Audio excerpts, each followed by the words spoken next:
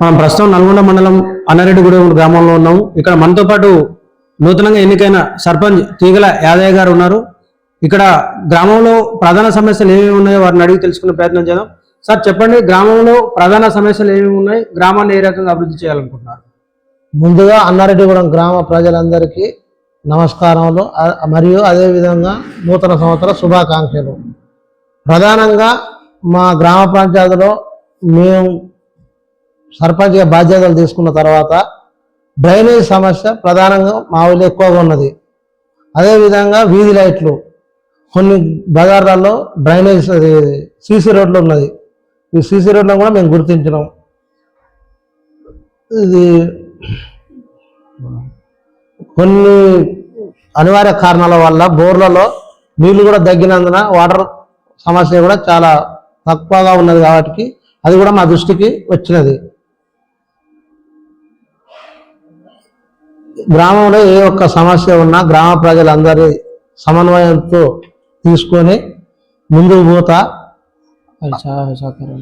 అదేవిధంగా గ్రామ ప్రజలందరి సహాయ సహకారాలతో గ్రామాన్ని ముందుకు నడిపిస్తా అని మీ అందరికీ ఏ అవసరం ఉన్నా మీలో ఒకటిగా మీకు ఎల్లప్పుడూ అందుబాటులో ఉంటూ మీ సమస్యల మీద ప్రధాన దృష్టి సాధించి నా దృష్టికి ఏ సమస్య వచ్చినా దాన్ని ఆ సమస్యను పరిష్కరిస్తానికి నేను ముందుంటానని మన గ్రామ ప్రజలందరికీ హామీ ఇస్తున్నా.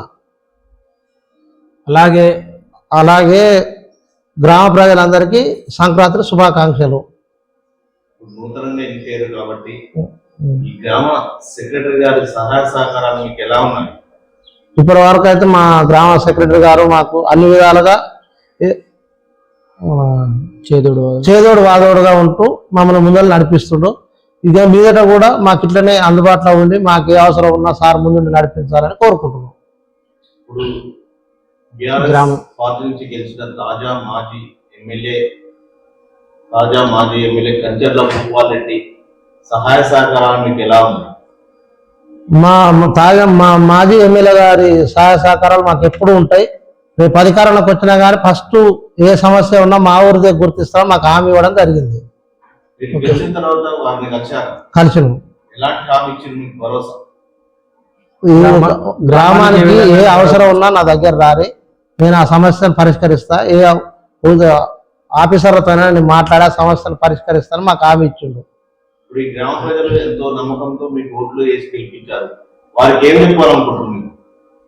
నా మీద నమ్మకంతో ఓటేసి గెలిపించిన గ్రామ ప్రజలందరికీ ఏ చిన్న సమస్య వచ్చినా నేను ముందుండి దాన్ని పరిష్కరిస్తానికి నిలబడతానని హామీ ఇస్తున్నా. ముందుగా మీ గ్రామ ప్రజలందరికీ ఏమైనా చెప్పాలనుకుంటున్నారా? గ్రామ ప్రజలందరికీ సంక్రాంతి శుభాకాంక్షలు.